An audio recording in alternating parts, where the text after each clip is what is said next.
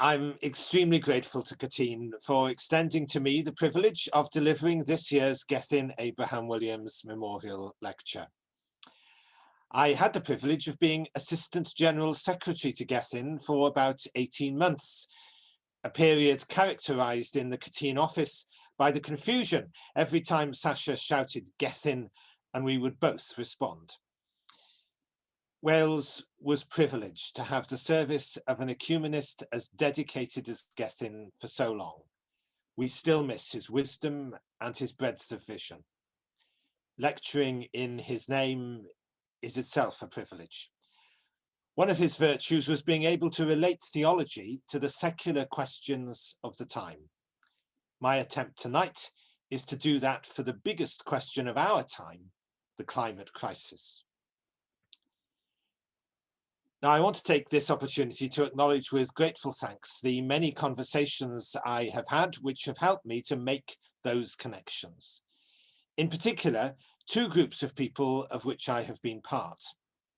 Firstly, the members of the online course entitled Climate Crisis, Averting Chaos in a Warming World, led last year by Faizi Ismail at the School of Oriental and African Studies in London, who is, I believe, here tonight.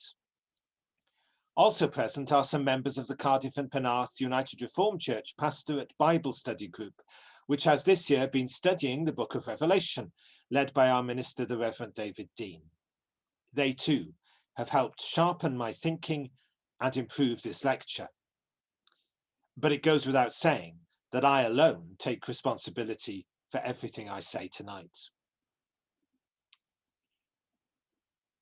I date my passion for the environment back to 1978, when I was in the sixth form at Ysgol Gethin Rhys. One of my favourite places at the time was Cwm Nofydd, not the road of the same name in Rhubaina, but the small valley itself that runs west of Coed y Wenallt. The valley bottom was a favourite spot for locals to have a picnic, but the top part, as you can see, was beautiful and quiet, full of wildflowers and birds singing. The M4 was being built north of Cardiff at the time, and one day I was following the route past the construction site into the valley. And what a shock. The narrow wooded valley was now filled with rubble that had been excavated during the construction of the motorway.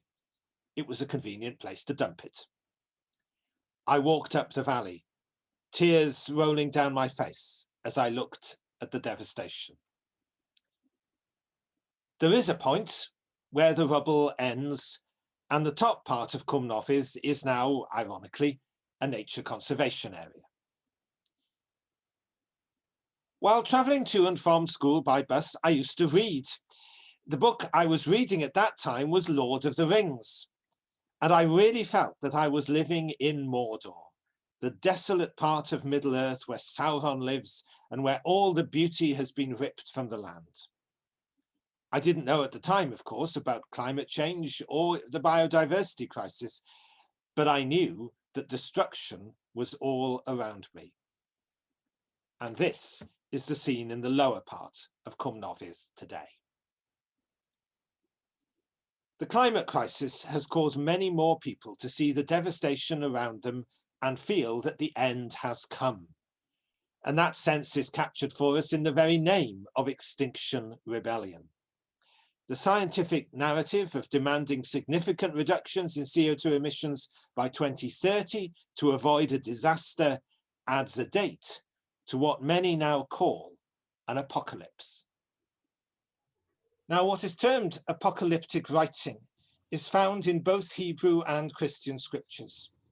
The Greek word apocalypse means an uncovering or laying bare, and metaphorically a revealing or revelation.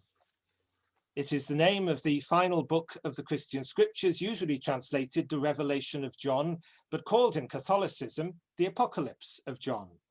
Because the biblical and intertestamental apocalypses reveal scenarios of the end of the world, or the world at least as it is currently known, the English word came to mean a vision of such end times. And that is how I am using the word apocalypse tonight. Now, I know the theologians amongst us will squirm every time, because for them apocalypse means a revelation. and the study of the end times for them is eschatology, eschatoleg in Gymraeg. But the word eschatology never appears in the secular writing about climate change. It's always talked of as apocalyptic rather than eschatological. The official bodies who report on climate change tend to phase calls to action soberly and carefully, as in the press release which launched the 2018 report from the International Panel on Climate Change. And I quote, "The decisions we make today are critical in ensuring a safe and sustainable world for everyone, both now and in the future. The next few years are probably the most important in our history." However, the foreword to the report that was actually being launched was more blunt. And I quote again, "Without increased and urgent mitigation ambition in the coming years, leading to a sharp decline in greenhouse gas emissions by 2030, global warming will surpass 1.5 degrees C in the following decades, leading to irreversible loss of the most fragile ecosystems and crisis after crisis for the most vulnerable people and societies. Every bit of warming matters, every year matters, every choice matters." When governments claim to be following the science on climate change, remember that this is the science that they claim to be following. Movements such as Extinction Rebellion, of course, even less prepared to finesse their words. Their website says we are heading for extinction. On screen now, you can see the way in which they promoted the rebellion of September 2020. And perhaps the title of this course, which they run, is clearer still. And that fear has been seen in the rebellions of one, which Extinction Rebellion have been engaged in this very month. Similarly, the title of Greta Thunberg's presentation in Davos 2020 was "Averting a Climate Apocalypse," language that is even more remarkable coming from the lips of a teenage girl.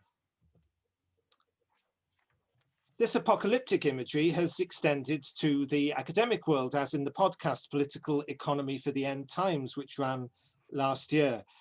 And there's a very good book by Lee Phillips called "Austerity, Ecology and the Collapse Porn Addicts," which describes the use of apocalyptic imagery in the academic world, although he describes it in order to condemn it, not in order to big it up. And in particular, he calls the book by Ramon Fernandez Duran, "The Breakdown of Global Capitalism, Preparing for the Beginning of the Collapse of Industrial Civilization." He calls that book, and I quote, "an unremittingly disconsolate secular book of Revelation." We'll come back both to Duran and to the book of Revelation in just a second. But Christian apocalyptic is found not just in the book of Revelation, but in other places in the New Testament. 2 Peter 3:7, for example, looks back to the destruction of the world in the time of Noah and says that in our time, that is the time of 2 Peter, instead it will be destroyed by fire. There are apocalyptic sayings attributed to Jesus also in the Gospels. J.J. Collins notes that, and I quote, "Christian theologians have often viewed apocalyptic literature with suspicion because of its obscure imagery and fanatical tendencies," unquote. And those suspicions have sometimes been justified, especially in the case of modern fundamentalist use of this material. Most conservative Christianity has seen apocalyptic as a call for individual religious change and repentance, with no link to anything like climate change. For example, the exposition of 2 Peter 3:7, the verse about being destroyed by fire rather than flood, in simplybible.com concludes, and I quote, "From the flood to the fire, people have been misled and have fallen from steadfast holiness. So during your short time on earth, look for the Lord's coming and repent. Grow in holiness and grace. Be on guard against error," by which they mean theological error, "that might lead you astray." But it is the book of Revelation that lends itself most obviously to discussing climate change. For example, in chapter 8, as the trumpets sound, the first trumpet sound, hail and fire mixed with blood are cast down to the earth. and a third of the earth, a third of the trees, and a third of the grass are burnt up. The second trumpet is sounded, and then thrown into the sea this time is a big fire, is a big mountain which is on fire. A third of the sea turns to blood, a third of the creatures of the sea are killed, and a third of the ships are destroyed. The third angel sounds his trumpet, and then down from the heavens falls a great star which is burning, and a third of the rivers and a third of the wells are destroyed by the wormwood. Now, I don't think for a moment that John on Patmos foresaw climate change, but you don't have to have too much imagination to see in this chapter, Revelation chapter 8, the wildfires of our days, the acidification of the oceans, the pollution of drinking water, not to mention the death of a third of sea creatures. In fact, WWF says that half the sea creatures have been killed by us human beings since 1950 without the assistance of any angels. And then further on in Revelation, there's the locusts rampaging across Africa as we speak, the floods, which we're well aware of here in Wales, and the disappearance of islands. When the evil city of Babylon, that is Rome, falls in chapter 18 of Revelation, there is wailing and gnashing of teeth by all the kings and all the tradespeople. And what they regret most is that they can no longer buy and sell their goods, that their gold and silver, the precious pearls, the satin and the silk, and so on, that those things can no longer be traded. And Revelation adds, nor indeed the cattle and sheep, the horses and the carriages, the slaves and the lives of people. And by the way, it's often said that in the New Testament, there is no condemnation of slavery. Is this not the New Testament condemnation of slavery that Babylon traded in the lives of people as the Roman Empire indeed did? But, and I'm quoting from a piece in The Guardian now, evangelists like Ken Ham, founder and CEO of Answers in Genesis and the Creation Museum in Petersburg, Kentucky, believe God, not man, is at work in recent weather phenomena. There is earthly death payment for sin, said Ham. Because of sin, God doesn't hold the world perfectly together at times, and he uses certain events to judge a nation. When the world sins, the whole of creation groans, according to Ham's interpretation of a biblical passage in Romans. These groans are reflected in recent tornadoes and storms. If you carefully look at events, there are certain catastrophes, said Ham. But God is in control, and it's not God's fault, it's our fault, because we sinned against God. At the extremes, some Christians may even welcome climate change in the end, believing that the book of Revelation also indicates that Christians, or at least the right kind of Christians, will be saved. The locus classicus for this is the rapture-ready end times news, headed with, "Behold, I come quickly," as you can see, Revelation chapter 3, and updated daily with the latest disasters. If you enjoy bad news, you can download the app onto your phone. Although the term climate change rarely, if ever, appears on the site, many of the events reported are clearly linked to it. When I was preparing this part of the lecture, 17th of April this year, for example, one of the lead stories was Typhoon Surigai could become Earth's first Category 5 of 2021, heads towards the Philippines this weekend. 2 items later, the evangelist Franklin Graham warns that God's judgment is coming and that we need to get on our knees and repent. But it turns out, if you read the story, that what he has in mind is not climate change or indeed Typhoon Surigai, but the result of the 2020 US presidential election. And it's even easier to ignore this kind of thing when you realize that the history of Christianity is full of prophecies of the end of the world, well catalogued in Paula Clifford's excellent book, A Brief History of the End of Time. Now, some people then conclude, well, there have been all these false prophecies of the end before, so climate change is just another false prophecy. It's very important to be fair to Paula Clifford to say that she certainly doesn't believe that. She's written a separate book about the church in a time of global warming, which very significantly is called Angels with Trumpets, because of that chapter I was quoting earlier in Revelation. This desire not to be linked to the more extreme forms of Christianity have led to many liberal Christians choosing to frame the climate crisis not in apocalyptic terms, but in terms of seeking individual changes to ways of life.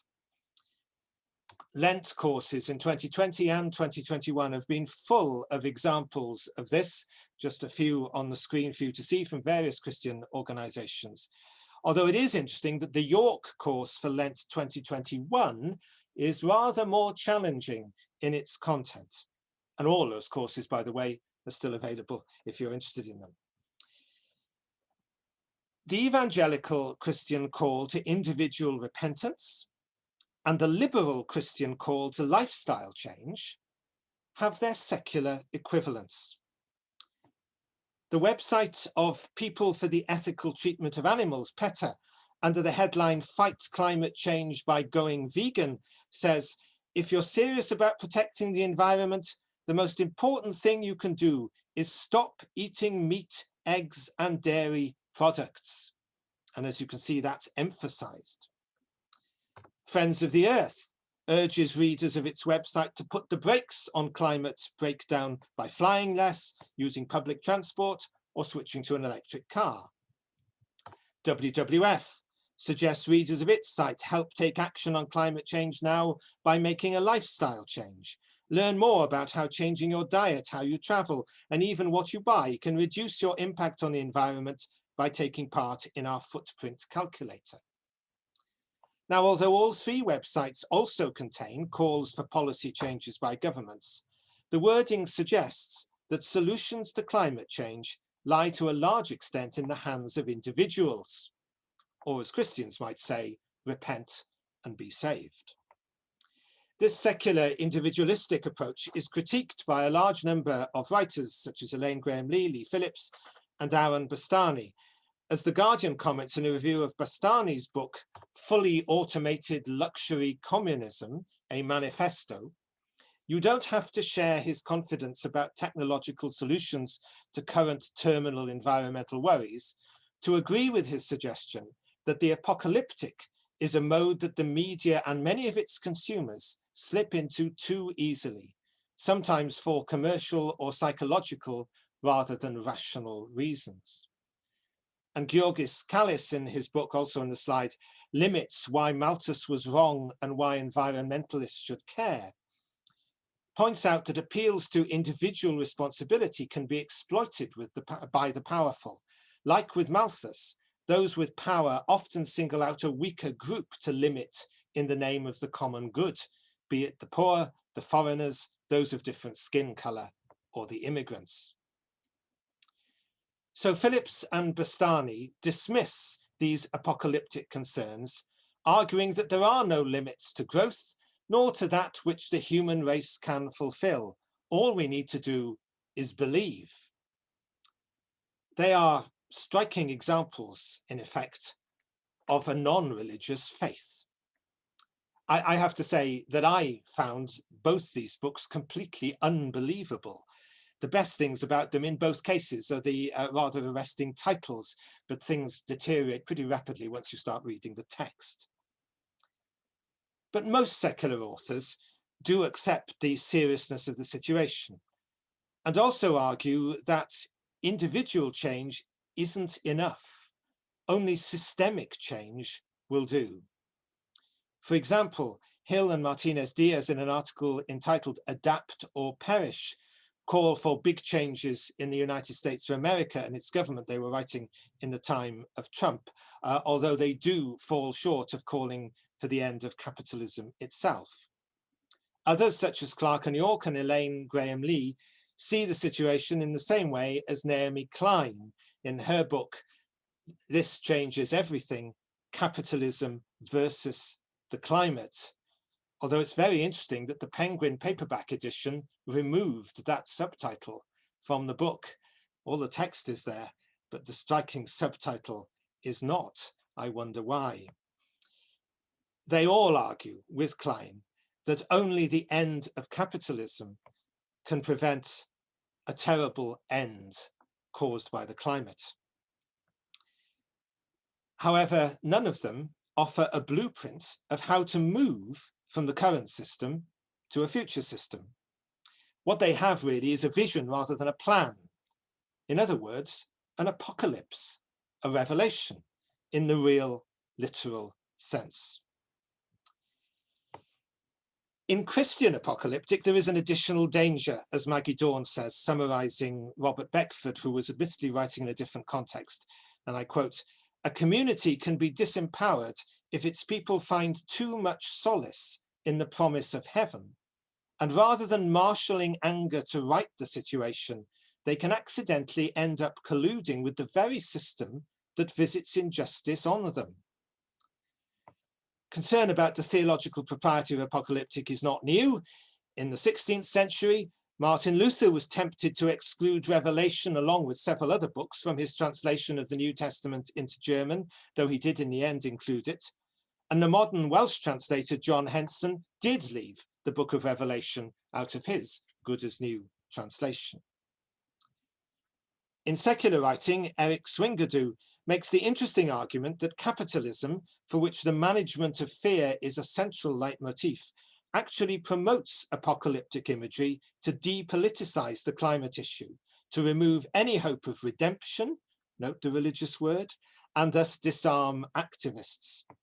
He thus views secular apocalyptic in exactly the way in which many liberal Christians view Christian apocalyptic, as a counsel of despair, counterproductive, and better ignored.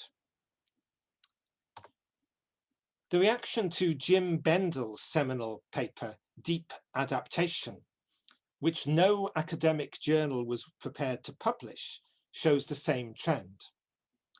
In Bendel's own words in the abstract, he concludes, and I quote, "There will be a near-term collapse in society with serious ramifications for the lives of readers."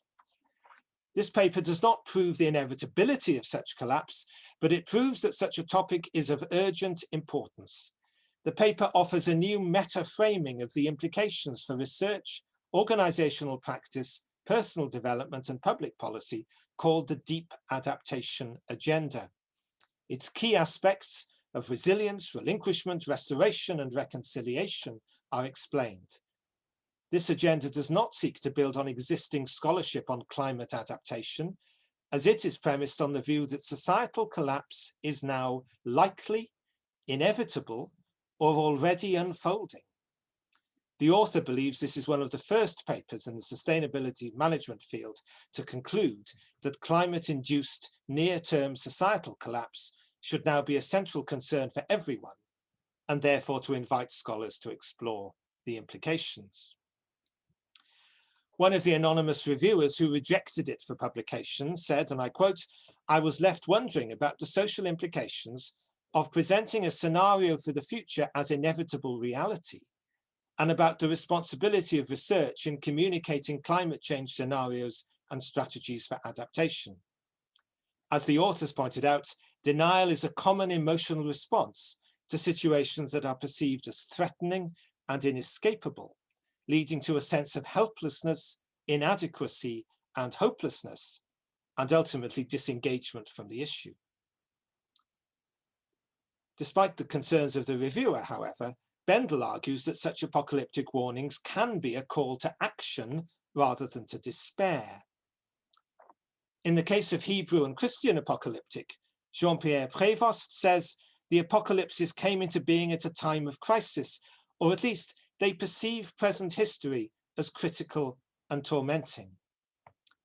At one time, biblical commentators believed that the book of Revelation was written in the midst of violent persecution of the Christian church by the Roman Empire.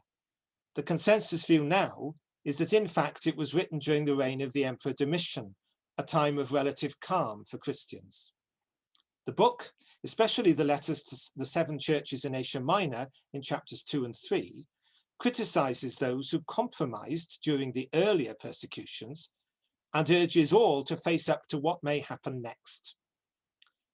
To generalize hugely, and it would take another lecture at least to unpack this, it is those times of calm which are often the most challenging.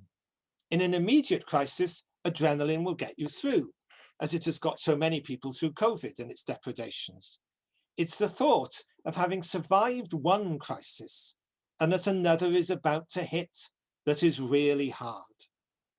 After all, how do you feel about the idea of a reopening being reversed because of the Indian variant of COVID? And it is perhaps the unremitting nature of the disasters in the book of Revelation that makes it so underappreciated in the West. When the New English Bible made the English Bible accessible again in the 1960s, a helpful series of commentaries was published alongside it. The commentary on Revelation by T.F. Glasson, however, damns the book with faint praise, very unusual for a biblical commentator. Writing from the chair of New Testament in New College, London, he says of the apocalyptic chapters 6 to 16, it must be admitted that these central chapters do not convey as much to a modern reader as chapters 1 to 5 and have not the same enduring value. And of chapter 18, that description of the fall of Babylon the Great, he says, there is hardly a phrase that is specifically Christian. But readers elsewhere do find both enduring value and Christian content in them. As Wes Daniels says, chapters such as these, and I quote, are well known to the poor of Central and South America. Fiorenza suggests that one reason these texts often lack power for us is because we are reading them from a position of power. Adopting a middle-class privileged reading means we lack the experiences these texts are talking about, and so we read them out of context. Could it be that the people who feel particularly uncomfortable with the struggle in Revelation are the same people who experience discomfort acknowledging race, class, and privilege? From outside Christianity, Friedrich Engels, a co-worker of Karl Marx, evaluated the book of Revelation in similar terms, quoting approvingly Ernest Renan's saying that early Christian communities were not like the parish congregations of our day, they were rather like local sections of the International Working Men's Association. Addressed to small persecuted communities in the first century, the book of Revelation envisaged a system change and the downfall of the Roman Empire, that chapter 18 and the fall of Babylon again, but the responses to its message by those who first heard it were necessarily individual because they were people of little power or influence. In religious and secular apocalyptic movements, there can be difficulties. Engels also notes that Christianity and socialism have the tendency to split into innumerable sects, and indeed Extinction Rebellion has suffered exactly the same phenomenon. And as Bendel's reviewer noted, those involved in such movements can become distressed. The Climate Psychology Alliance says climate anxiety is spreading and beginning to permeate therapists' consulting rooms. Many of climate change's canaries, those such as activists and scientists, are at times having to face unmanageable feelings of despair, anger, and grief. Writers such as Lee Phillips blame the apocalyptic narrative for these feelings, but the Climate Psychology Alliance says we need to hold the tension between hope and despair, between complacency and alarmism, between action and reflection. When these tensions are successfully held, a vision emerges which can attract an engagement that is both practical and creative. Even the climate activists among Western Christians have generally remained shy of developing an apocalyptic vision. Operation Noah, a Christian charity which campaigns for divestment from fossil fuels, did make a brief excursus into apocalyptic language in November 2018 in discussing its relationship with Extinction Rebellion and its Christian wing, Christian Climate Action. And I quote, "Children alive today in the UK will face unimaginable horrors as a result of floods, wildfires, extreme weather, crop failures, and the inevitable breakdown of society when the pressures are so great." But the rest of its website sticks to more conventional narratives. I quote again, "While facing up to the serious effects of global warming, despair is not an option for Christians. We are called to faith and action in a trusting response to God.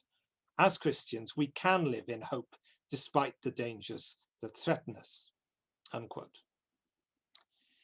The email sent to supporters in preparation for Christian Aid Week last week said that they could, that's the supporters, could help stop the climate crisis. But its worship material encouraged supporters to draw on apocalyptic lament and hope from the Hebrew prophets. One of the sets of sermon notes by Hannah Malcolm begins, "We are entering an era of climate chaos. The news is increasingly dominated by extreme weather events. Anxiety, grief, and anger related to climate breakdown are at an all-time high. Recent years have seen an increase in dystopia and apocalyptic stories in popular culture, especially on television and in film. The prophetic apocalyptic texts in the Bible are part of the Word of God. They can speak to us today if we let them." It would be interesting to know, and I know there are Christian Aid staff on the call, so perhaps they can tell us whether they know how many people used that sermon and how many used the rather lighter alternative headed "Water, Praise, Love and Joy." As already noted, modern Christian avoidance of apocalyptic is largely a rich world phenomenon. In contrast, according to Engels, the early Western Christianity which spawned the book of Revelation was, and I quote, "a movement of oppressed people. It first appeared as the religion of slaves and freedmen, of poor people deprived of all rights, of people subjugated or dispersed by Rome." Similarly, concern by climate activists at the negativity of apocalyptic language is also a rich world viewpoint. Clarice and Vettegren, who interviewed Northern and Southern activists during COP21, the conference that led to the Paris Agreement of 2015, said, and I quote, "The quotes from the South differ from the pattern of Northern activists by not picturing climate change as an abstract future threat. The source of fear for them, for people from the South, is not imagined, but present and acute." We don't yet know what will become of this world that fears climate change. We do know what became of those Christians who feared the Roman Empire. John Michael Greer, writing in Dark Mountain 12, makes the following important point. The principal force that attracts people to a newly founded religion is the power of example. What transformed Christianity from a fringe cult surrounding a minor Jewish religious figure into a massive social and religious force in the Roman world, more than anything else, was the simple fact that so many of its early believers were prepared to ignore the collective consensus of their society and, if necessary, emulate the founder of their faith and die for their beliefs. There were plenty of other new religions in the late Roman world. Most of them made comfortable compromises with the social and spiritual habits of their time. Today, they are remembered only by specialist scholars." End quote. That is why chapters 2 and 3 of the book of Revelation warn the 7 churches to whom they are written of one danger above all: compromise with the empire. That apocalyptic Christianity did not lead to despair. It led to martyrdom, courage, and heroism on an extraordinary scale. It led to Christianity in its many forms becoming the largest religion on the planet for most of subsequent history. So what happened to apocalyptic? We've already heard that it is alive and well amongst the poor and oppressed of today as 2,000 years ago. But what of us middle-class Westerners? Well, again, Greer, I think, has the answer. That apocalyptic, revolutionary, martyred early Christianity in the West, over 2,000 years, he says, turned into anthropolatry, the worship of humanity. As we have heard, many who are genuinely concerned about the climate emergency, whether Christian or, like Bastani, Marxist, believe that the humanity they worship can still find a solution. As Greer says, that blind faith remains welded in place even as decades slip past. One supposed solution after another fails, and the stark warnings of 40 years ago have become the news stories of today. Nothing is changing except the news just keeps getting worse. That's the simple reality of the predicament in which we find ourselves today. Our way of life, here in the world's industrial nations, guarantees that in the fairly near future, no one anywhere on the planet will be able to live the way we do. As resources run out, alternatives fail, and the destructive impacts of climate change pile up, industrial humanity's blind faith in its own omnipotence faces a shattering disconfirmation, or we might say, faces an apocalypse. So can today's small, fearful communities of the truly ecologically committed do what those early, small, fearful communities of Christians did? Kierkegaard believes that the failure of COP21, the Paris Climate Conference, to do more, impelled in some of those disappointed campaigners who were there, and I quote, what might be called a post-apocalyptic sensibility. By that I mean a sensibility that becomes dominant when people start to experience themselves as victims of a loss that they are powerless to prevent, or that has already occurred. The post-apocalypse then doesn't mean that things won't get any worse. They may certainly grow worse. But while preventing that, people must also redress wrongs, help victims, and do what they can in the ruins. Since the apocalypse is socially and geographically uneven, issues such as justice and inequality are likely to become permanent features of environmental discourse. Lastly, recovery and salvage may very well become major goals of much environmental activism, along with older goals such as preserving nature or limiting the damage. As Václav Havel said in an earlier context in Czechoslovakia, hope is definitely not the same thing as optimism. It is not the conviction that something will turn out well, but the certainty that something makes sense, regardless of how it turns out, unquote.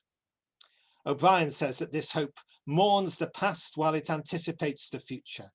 Those who hope live as if the world was as it should be, as it could be. It is an act of defiance, one that exhibits freedom. It is exactly that post-apocalyptic reaction that Jim Bendel hopes to foster in his much misunderstood deep adaptation. Adaptation is an active concept. He didn't call his paper Deep Despair. It was his reviewers who followed the religion of anthropolatry who despaired and tried to stop it being published. Swingadoo suggests that climate apocalyptic is fundamentally different from the biblical version. St. John's biblical apocalypse, he says, found its redemption in God's infinite love, while relegating the outcasts to an afterlife of permanent suffering. The environmental apocalypse, in contrast, is not immediate and total, but slow and painful. Not revelatory, it does not announce the dawn of a new rose-tinted era. No redemption is promised for the righteous ones, and there are no outcasts. Indeed, if the boat goes down, the first-class passengers will also drown.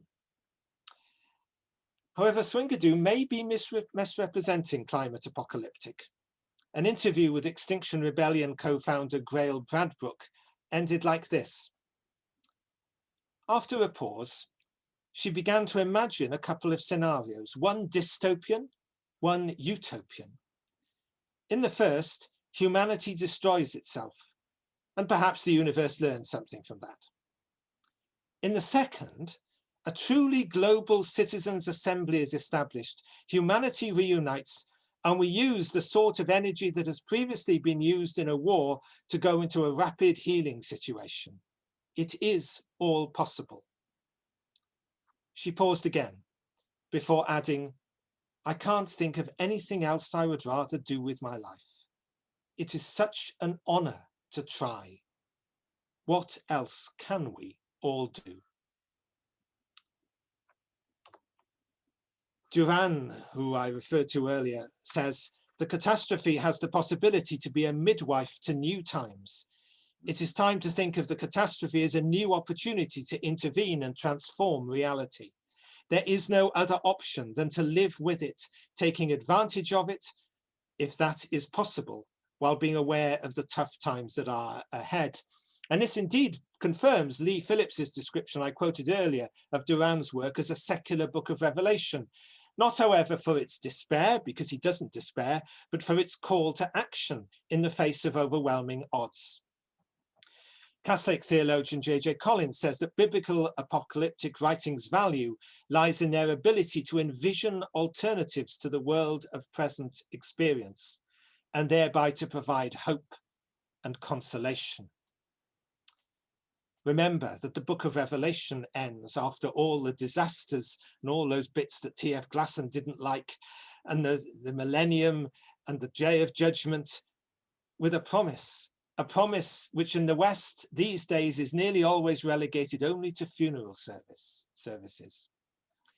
Then I saw a new heaven and a new earth, for the first heaven and the first earth had passed away, and there was no more sea. And I saw the holy city, the new Jerusalem, coming down from heaven as from God, prepared as a bride is adorned for her husband. And I heard a loud voice from the throne saying, see, God is living with humanity. He will live with them.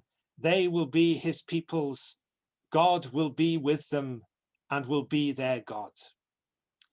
And then the angel showed to me the water of life, flowing like crystal, flowing from the throne of God and the Lamb through the middle of the city.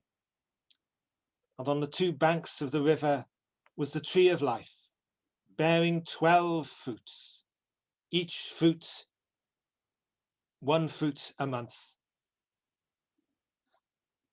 And the fruit of the tree were for the healing of the nations. As Wes Daniel says, John tells his people here in chapter 21, living under the Roman Empire in the 1st century, that God's holy city is coming down right in the middle of that Roman city.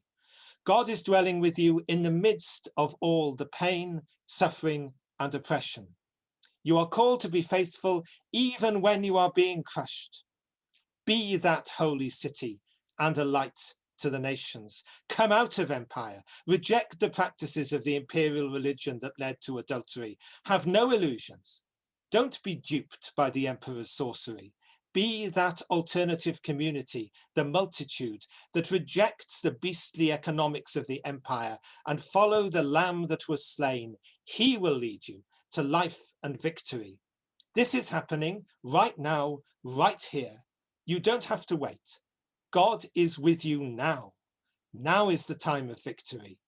So live as though that reality is here. Duran, in his so-called secular book of Revelation, describes the new heaven and new earth like this.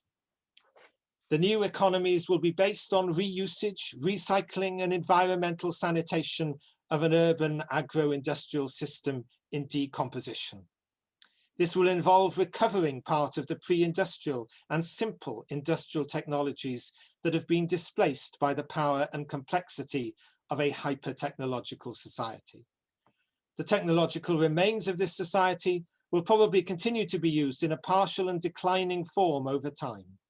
Later in the mid and long term, it will be essential to continue developing a simple technology that makes it possible to journey to eco-technical societies. The first time I heard a lecture on the Book of Revelation, it was given by Professor John Fenton in the University of Oxford. After the lecture, one student, it wasn't me, asked him, "What should we do then?" And John Fenton's answer, "Join Greenpeace." And I did. The Book of Revelation, Deep Adaptation and Greenpeace use the power of the imagination to see from afar the day coming, I weld o bell y dydd yn dod yn Gymraeg, and to bring that day into being. The secular post-apocalyptic movement, Dark Mountain, also aims to release the power of the imagination and all the creative arts indeed, to help to deal with the grief and the fear of our present age. Volume 19, which was published last month, is called Requiem. Its very name acknowledges the dark nature, as the name Dark Mountain does, of course, the dark nature of our current age. And it was inspired by the funeral, you may remember, held in 2019 for the first glacier in Iceland to disappear completely. It's a requiem for species which are going extinct, for biodiversity coming to an end, and for people who face death. And within Christianity, I warmly recommend this very powerful volume edited by Hannah Malcolm, Words for a Dying World, Stories of Grief and Courage. Note that, grief and courage from the global church. This isn't something new to Christianity, even here in the West, although it may be something that we are rediscovering. We're going to end this lecture and go into a period of Q&A by hearing Dr. Alan Tiplady singing the hymn, Welsh hymn, Dros y Bryniau Tywyll Niwlog. It's a hymn that was written actually in both languages, or the Gloomy Hills of Darkness in English. It was written in both languages by William Williams Lecture in the Methodist revival of the 18th century. He knew quite a lot about gloomy hills of darkness because he used to ride over them every night from his ministry in Lampeter to his home in Pantycelyn. His ministry in Llandyfri to his home in Pantycelyn. But Pantycelyn didn't see the darkness, as we will see in a moment. The Welsh and English words will be on the screen in the second. Let me just say the English words have been, of the second verse, have been retranslated from Welsh because the original English words don't really convey quite the same thing. So if the English words aren't what you're used to, that's my fault. In between the two verses, I will read some words in English from the Dark Mountain Manifesto. Bryniau Tywyll Niwlog, gloomy hills of darkness, dark mountain. It's the same imagery for Christian and non-Christian people alike. And one further theological note before we hear the hymn. Pantycelyn refers at the end to the great Emmanuel's land, Tir Emmanuel. Emmanuel is a name used in the Bible for Jesus. The name means God with us. So Emmanuel's land is this earth, not some heaven above the skies. Pantycelyn is writing about this world and this earth.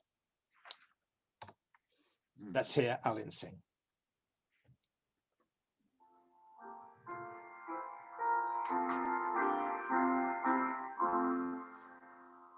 Dros y Bryniau Tywyll Niwlog, Dawel Fennaid Edrys Dra, Arad Newidion sydd I esgor, a ryw ddyddiau brager llaw. Nefol jiwbil, glad in weld ag o'r rewawr. The end of the world as we know it is not the end of the world, full stop. Together, we will find the hope beyond hope the paths which lead to the unknown world ahead of us.